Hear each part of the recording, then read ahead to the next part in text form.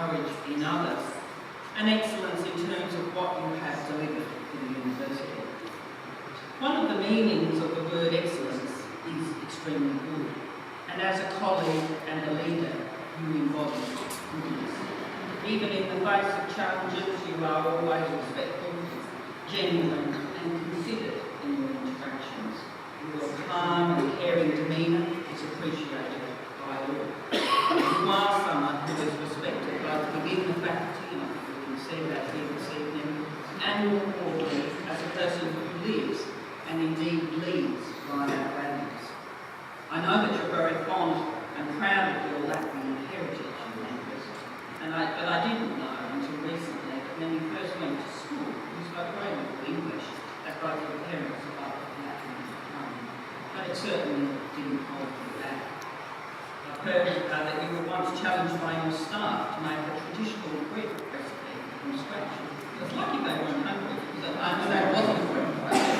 It took 3 hours, but the end result was very well received.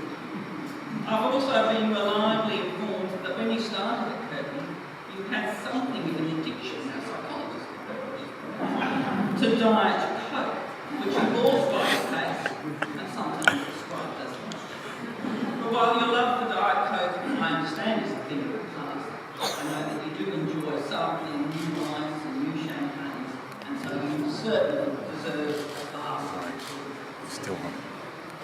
Andris, you should feel very proud of what you've achieved over the course of your career. The recognition of your standing both within and outside Curtin as an emeritus John Curtin Distinguished Professor is richly deserved. Can I thank you on behalf of everyone here and everyone who has been able to attend tonight for the very significant contributions you've made to the Faculty of Science and Engineering, to Curtin's reputation and profile, and to our overall success as a university. I've appreciated your deep understanding of not only what excellence is in an academic context, but how to build the type of environment that both attracts and sustains excellence. On behalf of the university, I'd like to wish you a long, happy and well-deserved retirement. We look forward to welcoming you back to the labs and doing your research. But please join me in wishing Andris and Helen all the very best for the next phase of their life.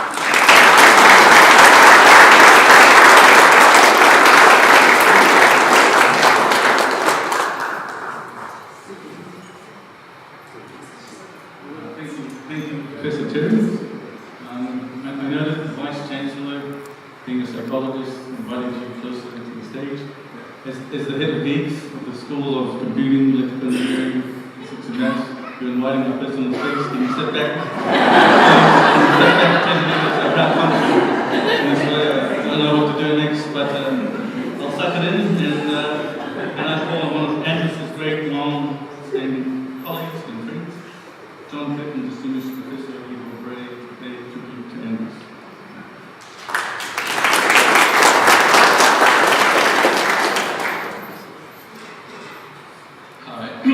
Hi everyone, I'm so delighted to see so many people here. Andris and I have been sort of personal friends and professional colleagues for almost exactly 30 years. And so in this tribute, I'm going to concentrate on Andris' scientific achievements.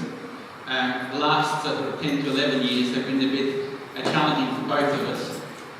It's very difficult when you are both personal friend and professional colleague, but then you have an administrative organisation 2 levels apart, and that's been very awkward for both of us. But I will say one thing. So one thing I am allowed is to ask very personal questions. And a few years ago, I managed to corner Andris, and I asked, "Are you happy?" And the answer was, "I spend most of my time in meetings not of my calling." So that's all I have to say about that phase of our relationship. But I'd like to go back to 30 years ago. I often describe Andris and myself as twins 10 years apart.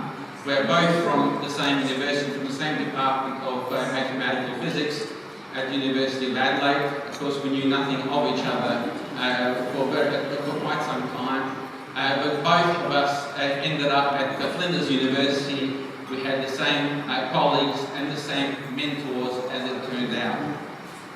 Now, I'm going to concentrate on the science. Now, I appreciate that not all of you have the same love for quantum mechanics that Andris and I do. Nevertheless, I'm going to try and say a few things that at least I know Andris will appreciate. And so I hope you'll forgive me some of what I say or some of the names that I use perhaps won't mean anything. So how did I find out about Andris? Well, one of the very first people I was lucky to work with at the university is Brian Branson, a great friend, mentor to Andris for many years before, because I didn't know at the time, but Brian explained. And Brian said to me that when I was doing my work that I must study a certain group of Andris's papers. And those papers were on how to manage atomic states, and there happens to be a countably infinite number of discrete states and uncountably continuum. And if you're going to do something with a computer, infinities are no good. You just can't work with infinities on computers. So, but what Andris came up with, we were doing really well. But one year, one of my fellowships was running out, and I applied for the next one. And it got back from the ARC, and those colleagues, people who have gone through this process would not be surprised that on occasion you get an unusual and unexpected result. My application was ranked the bottom half of failures. This was around 1999. So we got on the plane and we moved to Murdoch. And I reapplied for that application. And at that time, my youngest boy was only 4 years old and wasn't so comfortable with babysitting. So I was in the kindergarten with him when I see Andris approaching me. Why is Andris approaching me in the kindergarten with my son? He says, your grant has just got up. So it was over $1 million. Brought that and brought the entire group over, Alicia and Andris, and then Dimmer came over with his own ARC funding. And so that's how the whole team got reunited here in Perth. And eventually we found our way to Perth. So to finish off, I know Debbie said this is a sad moment. It is a sad moment for some, but not for me. Because I'm about to welcome him back home. Andris, we're really looking forward to having you back amongst your friends, your physics family, and we're really looking forward to engaging in a lot of collision physics on golf courses.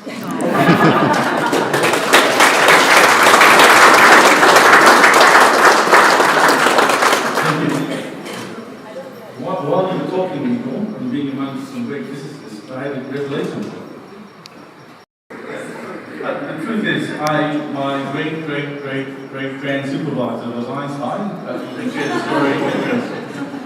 So now I'd like to great pleasure of inviting the person we're honouring here tonight, Andris, to the stage to reflect on his time in Kirsten, to share some memories with us.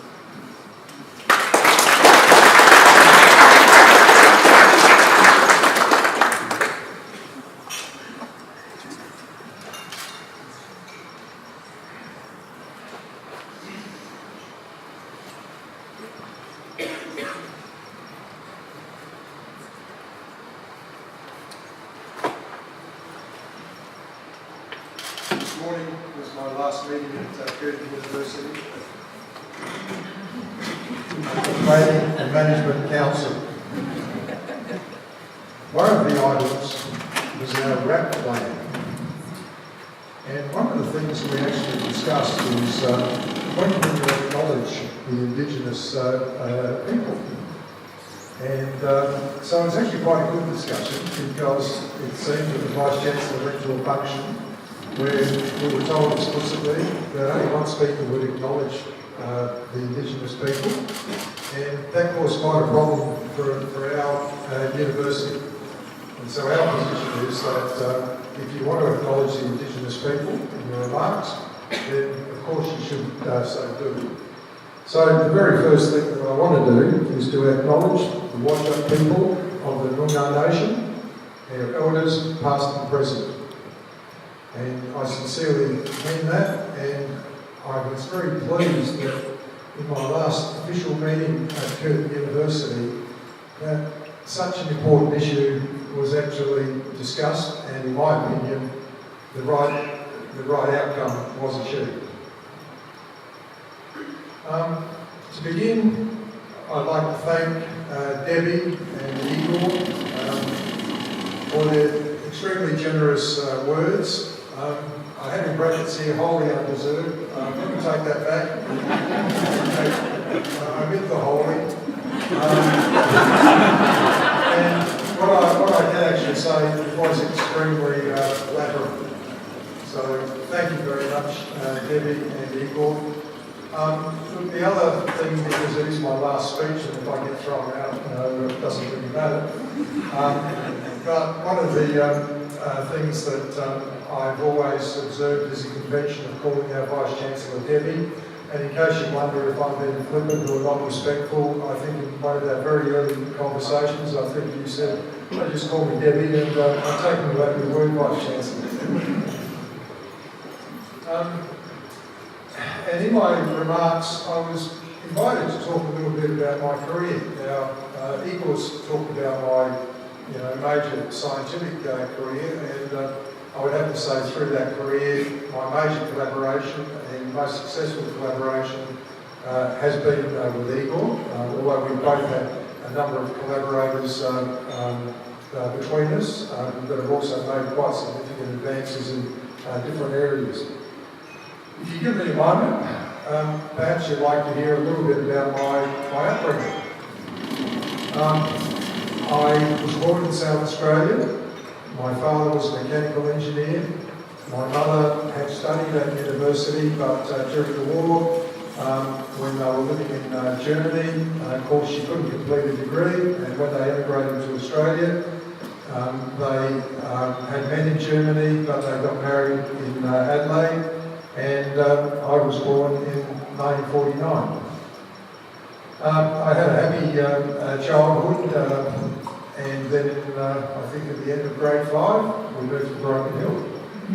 And Dad got a job with South Mine in those days as a mechanical engineer, and we stayed there for 4 years. One of the curious twists of fate was that because the South Australian school system had 7 years of primary school, New South Wales only had 6, that I jumped a class.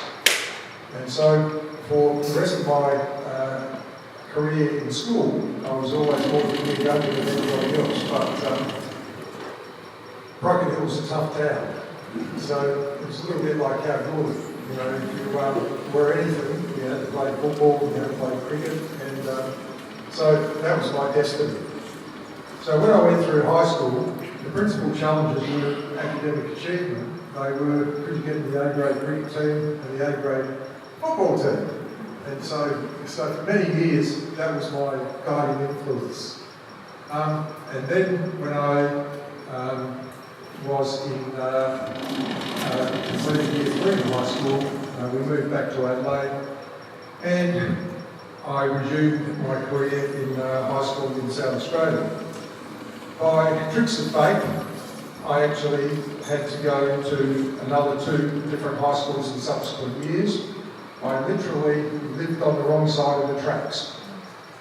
If I'd lived on the other side of my road, I would have been able to go to Adelaide Boys High School, which was the elite high school in South Australia. But I lived on the other side of the street. So I got sent to Villas Plains High School, which was in completely the opposite direction, in the very Adelaide suburbs. Think Rockingham, if you think of it. And that was in my 4th year of high school. And unfortunately for me, they didn't have a final 5th year. And so my parents protested and said, look, he's smart, he's going to go on to university. And I said, no matter, he still has to go to Villas Plains High School. And then he can transfer to another high school if he really wants to go and do the matriculation.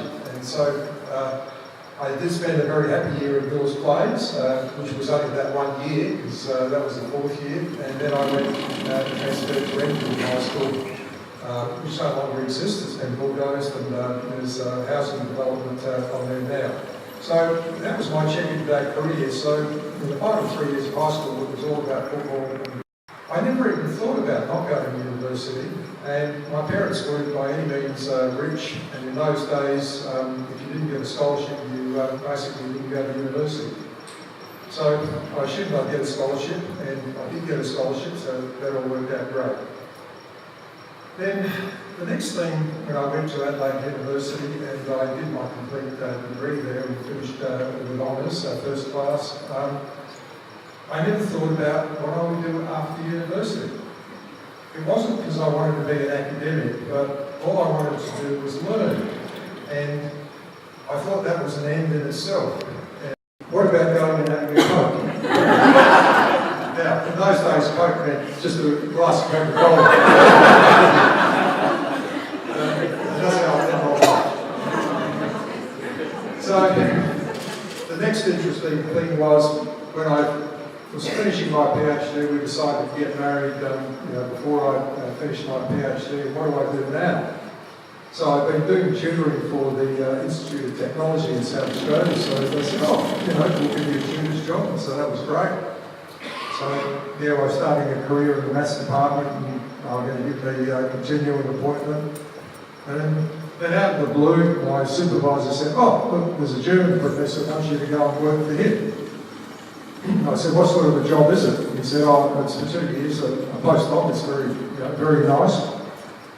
Nobody at that stage from Adelaide University, I think, had ever been to Germany, and let alone a postdoc. So, being completely stupid and having a wife that supported me fully, she said, okay, let's go and try.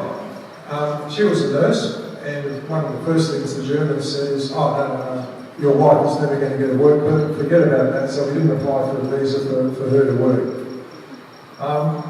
We went to a city called Münster, which was a beautiful city, medieval, and had a very big university, I think about 50,000, even in the mid-70s. And we had a lovely professor in nuclear physics, which is where I work. And he took it upon himself to actually go and try to find Helen a job. At that stage, there were considerable numbers of soldiers from the USA and from the United Kingdom and Germany. Münster happened to be in the United Kingdom sphere of influence with about 30,000 troops stationed there. So they had a military hospital. So my German professor said, why don't you apply for a job there? And amazingly, Helen got it.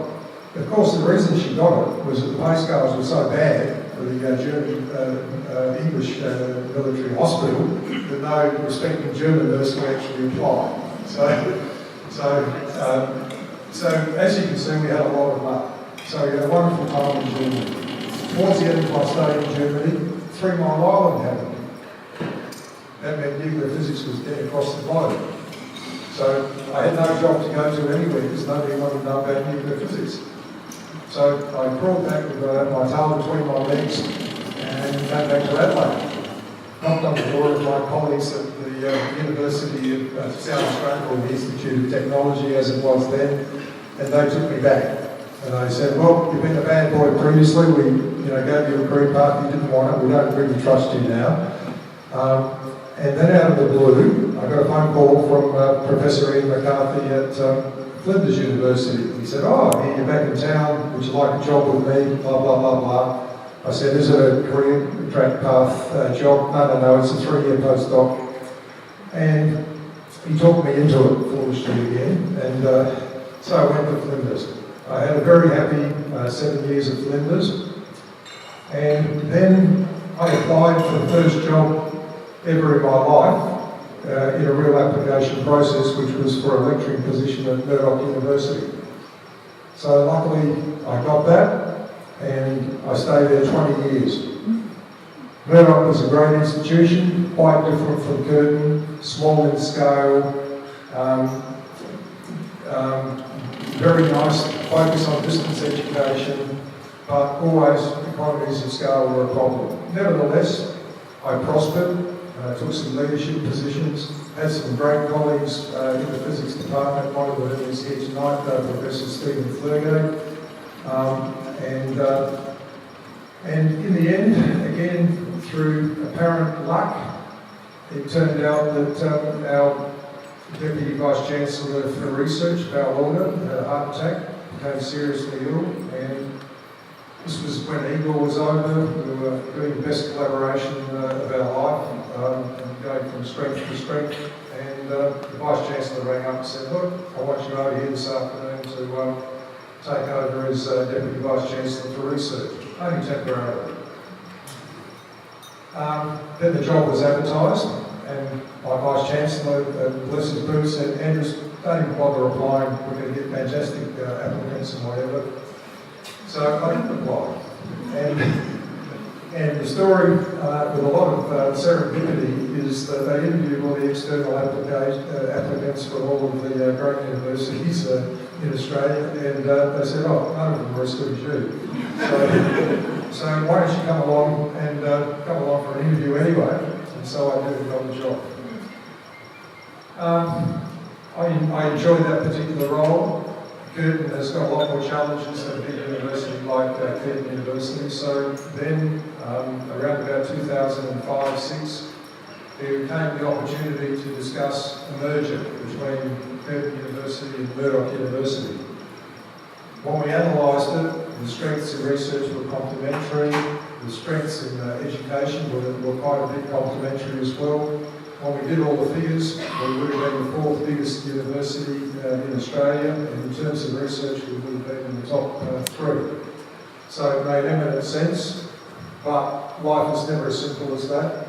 And what we found out was that the politics of the state intervened, and eventually that was the major reason why this venture faltered. It was a brave attempt. However, as a result of that attempt, I certainly gained a very deep respect for the senior management at Curtin University and the potential. So Jane Ben Hollander, who was the Deputy Vice-Chancellor Academic in those stages now, and has more recently been a very fine Vice-Chancellor at Deakin University, knocked on my door and said, look, we want you to come over, and we've just amalgamated and restructured our faculties, come and have a look at science and engineering. So I did. I was given a very warm welcome again by Jeanette Hackett, the Vice-Chancellor at that stage, and it wasn't a hard decision to say, look, I think I can do something at Curtin University.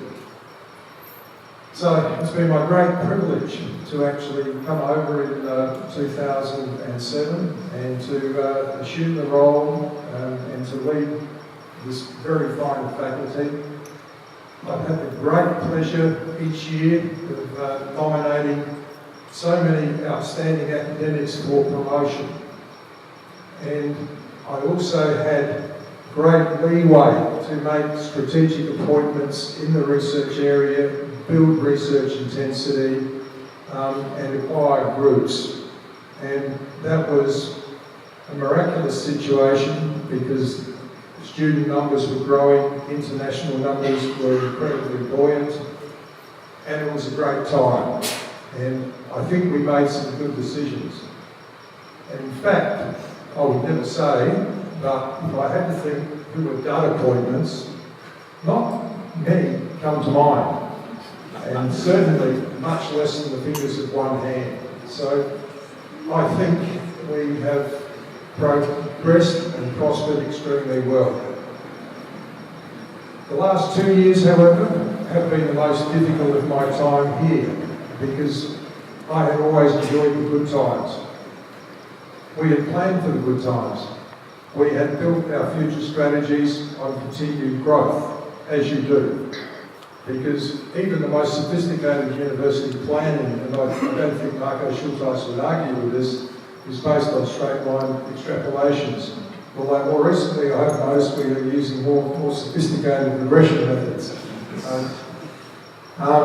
So the last 2 years have been a challenge.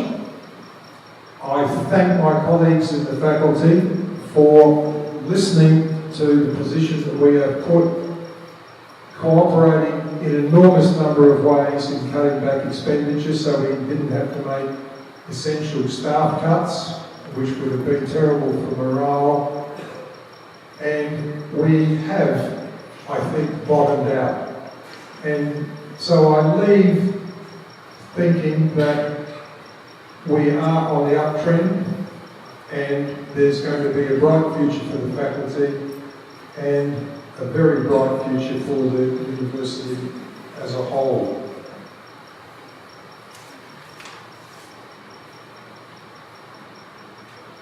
Okay, now my next point is the future. Okay, everyone's got to use my data. There is now the opportunity for fresh ideas and generation renewal. We might like to admit that because we get very comfortable with routine, with the people around, the colleagues are nice, I'm very pleasant. But if you actually look at geopolitics or any matter of politics where there's a long period of stability, look at the Roman Empire, I'm not calling science and engineering the Roman Empire, but it is quite often followed by a period of change, and long term that change is always necessary. So there will be changes. My successor, I would expect, just as I did, will have different ideas and different views. So I think we've got a great appointment. So I would encourage all of my faculty to listen, evaluate, cooperate, and the faculty will have a wonderful future. What am I going to do in my retirement? People have been saying, what are you going to do tomorrow? Well, I heard a great joke, and it was Graham Wright's wife Irene, who made it to me about a year ago, and I said, you know, what's retirement like? And Irene said, every day is Tuesday. Okay, today's Tuesday, right? Okay. No. I choose what I want to do every day. So Wednesday is going to be Tuesday for me. I've got nothing special planned. Okay. I still hope to come back and, as Igor said, work with Igor. But Igor, I warn you, in the past 11 years, I know the very best research in the faculty. So there's a lot of researchers whose seminars I want to go to, a lot of research groups, especially those that have got a mathematical or formulaic basis that I would like to have a look at the equations and the ideas. And so I will certainly be trying not just to stay completely in one group, but I will be doing everything I can to participate and encourage, especially the younger researchers. I might not know anything about their discipline area, but I can support them when the paper gets rejected or an ARC application doesn't turn out the way that you want. So I see that mentoring role as being something that I do know something about, and I'm very happy to assist students and staff going on into the future. So the last remarks I want to make is to give thanks to all of my colleagues, including previous members of staff, and I'm so grateful that so many previous members that I've had associations with have actually, I can see in the audience. But the very first acknowledgement I want to give is to my family. Helen has been my pillar of support throughout my career. She has always sacrificed her career, and without her, I wouldn't have achieved what I have. My family have always had to fit in, and this is not unusual. A lot of you researchers would understand that when you're not lecturing, that's the time when international conferences are on, and you are trying to trick your family into saying, let's go for a short holiday, when what you really need is I'm going to attend a conference for 3 to 4 days, and then I'm going to take a day on at the end or a couple of days before, and tell the taxation department it's all business. So nothing has changed, and it is unfortunate that we have to survive in this way. The other thing I have to thank my family for is that in my generation, if you wanted to achieve in research, you basically had to spend between 11 o'clock and 1 a.m. doing your research, and I think 10 to 11 for me was marking papers and looking after the young family until they went to bed was the earlier part of the night.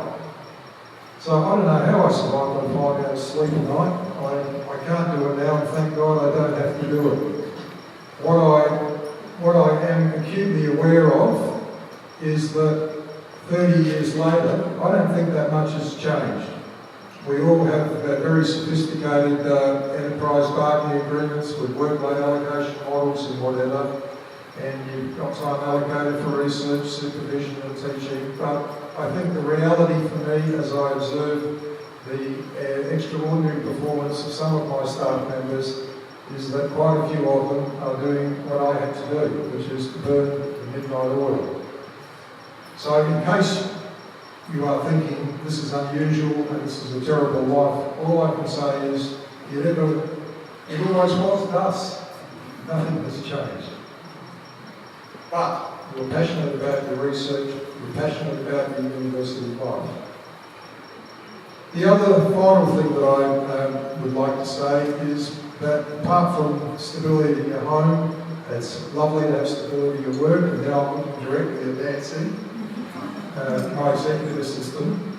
And I thank you, Nancy, for your wonderful service with me all of these years. I remember I made a very inappropriate remark when I first came to Curtin University. And I'd come from an environment at Murdoch where we were turning over executive assistants. I wasn't, but some of my colleagues were every 3 months. And so I remember in reflecting on that experience, I think I said, let's see how it goes, So Nancy, I think that went very well.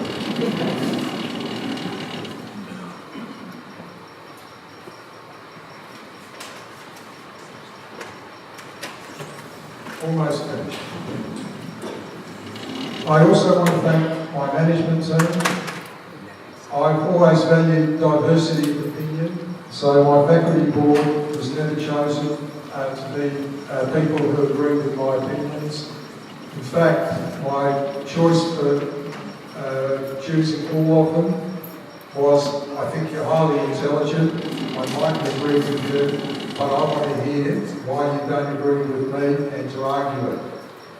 As a result, the faculty board has functioned, I believe, extremely well, and all of the decisions, I think without exception, have been reached by consensus. Where decisions haven't been reached, it's been on the realisation that we've had more work to do, so let's come back next time and get it right. So I thank, without naming individual colleagues, thank you for all of your enormous contributions. I've really appreciated them. I would also like to thank my colleagues on Senior Executive. It's been a wonderful experience, and thank you very much, Debbie. I've appreciated your consensual leadership style. I always recognise that you're a psychologist, so you can twist us all around your finger. But you do it in such a way that we don't realise we're being twisted. I think under the present leadership, the university has got a very fine future. Then finally, I've enjoyed the last few years in Building 216 because we've, through I think my previous faculty business manager, Dennis Ham, who's there in the audience, who had a major part in the design of the lower floor and how the executive offices would be aligned with the open plan working space of our professional staff. I think it's been a marriage made in heaven. I've enjoyed working with the professional staff in that environment so much. It's a reason every time I come into work, you make me smile. So, what better way to come into work? So thank you all, ladies, and I have very fond memories of that engagement. More latterly, I've been taking lunch in the lunchroom and complying with curtain policy of eating inside buildings. And that's been wonderful in those last 2 years to actually have that opportunity as well. So, in conclusion, thank you all for attending. As far as I'm concerned, the night's not finished, so if I haven't had a chance to say hello, or you haven't had a chance to say anything to me, feel free to approach. I'm not retiring. I'm now adopting my physics hat. In physics, we say I'm undergoing a phase change. Or, if you are a follower of Doctor Who, I will be undergoing tonight a regeneration. And tomorrow I will return as Emeritus Professor. So thank you, colleagues, and I thank you for attending tonight. Thank you for your wonderful contributions, and you will have the opportunity to see me and catch up with me and discuss things in the coming months and years. Thank you very much.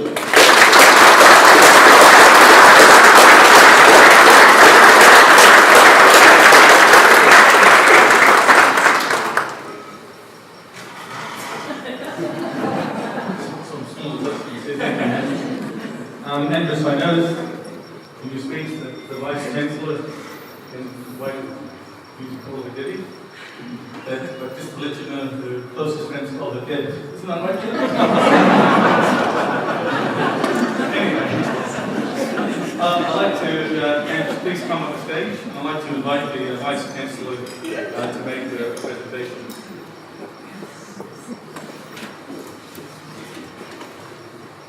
Wonderful words.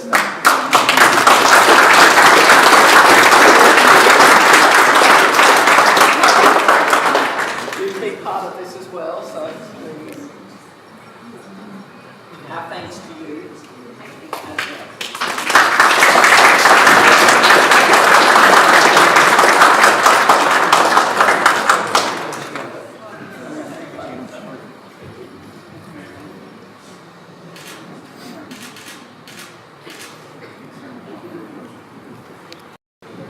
Would have been either through numbers, through performance, or somebody thought that it is not a good idea to have a partnership in Sri Lanka. Andris was supporting all the way. So just to narrate 2 stories before I present my award. The first story is when Andris first came to Sri Lanka in February 2009. We had finished the graduation ceremony, and we had dinner at Cinnamon Grand. We had almost finished the dinner, and all of a sudden the power went off. I thought this was very unusual, and expected him to come back soon, but he didn't come back. Instead, we saw fireworks in the sky. These were not usual fireworks. These were Sri Lankan forces firing from all corners to a terrorist small plane. Seconds later, we saw the plane crashing into a nearby colony. And we were rushed to a basement in the hotel, where we spent the next 2 hours or so. Andris was staying at the Colombo Hilton, which was like 3 kilometers away. And when we were allowed to go out, the entire area was cordoned off. I thought this man was never going to come back to Sri Lanka. But nobody was going to, so we were allowed to walk. And I remember the alleyways that I had never seen in Colombo in that night. Coming back alone was a different story, but that was for another day. But Andris, you returned the next year. and hereafter, and so on. That shows the commitment that we have for the partnership. The second story is about, very close to my heart as well. I wanted to start an engineering program at Israel. We had hired the staff, built a new building, recruited staff, built a new building, and then all the labs and facilities.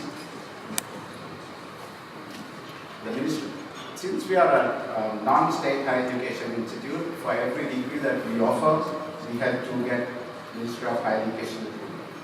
So Ministry of Higher Education had a validation team validating the program to approve. The final signature is required from the minister. Minister, for some reason or the other, did not sign the papers. So we were stuck. Then I phoned my friends here again, Kevin and Saeed and Andris. And Andris said, look, we are going to Ireland to open up another partnership, establish another partnership. If you are in a real hurry, come to Ireland. Off I went. It was Rajamangala University in Ireland, and we discussed. And Andris came back to Perth and said, 2 months later, we started our engineering programs, which is a very highly successful engineering, one of the very successful engineering programs in Sri Lanka with 100% employment of graduates. So far, 13 has helped us a lot in terms of developing curricula, training staff, and also graduating over 1,800 graduates. I think Andris has been there for most part. Thank you very much. I know that you're retiring today, but you will be fondly remembered in all our hearts. But please do stay in contact. Thank you very much. All the very best.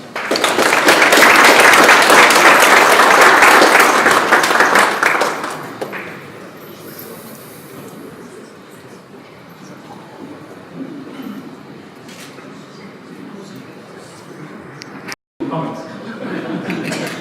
Now I'm looking around, I'm seeing whether you want to hear one more story or if you want to have some drinks. So let's say I want to shake your heads, drink. Okay, I'll do one more story.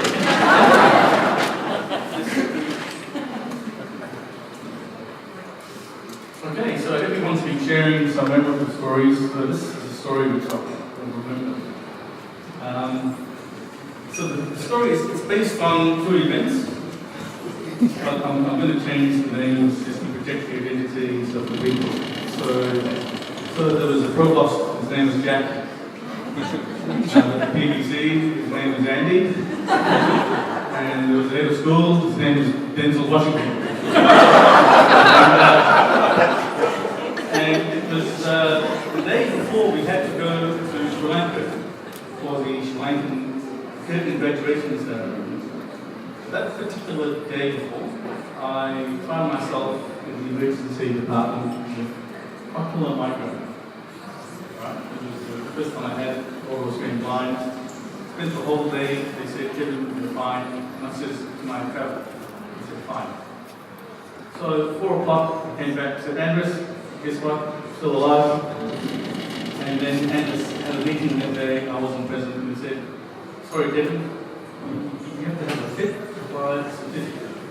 And I go, fit to what? And he goes, fit to fly. He says, I was at a meeting there, Michelle Griffiths has spoken. Michelle Griffiths has spoken, and I shall have fit to fly. I knew that was coming. So I travelled heaven on earth to get the certificate, and the 11th hour, I got the certificate. It's in Andris, and the next morning, it's fine. So anyway, we got there, all was well, had a great curtain graduation. That particular night, all went back to the hotel, and I was leaving the next morning, and I think the provost said, I'm tired boys, I've got emails to write, so I'm going to go up and write some email. So I said, hey, Andris, the boss has gone to bed. Let's have a drink before I go on for the road. So it was the Cheers Bar, the cinema. We went down there and had one for the road, and then we realised that it was a very long road. Okay, so then we said we had 2 for the road, and let's not go after that number. But it was an enjoyable night. And since a few hours later, I was in the car on the way to the airport, and I get this phone call. And it's 4 o'clock in the morning. I said, what's the boss doing in the airport? He goes, on the phone, Devin, help! I go, what's wrong, Andris? He goes, help, I can't pee! Oh my God! I'm in a state of shock here, right? And he says, I need to boss this, and I said, he's probably writing an email. John doesn't speak, by the way. So,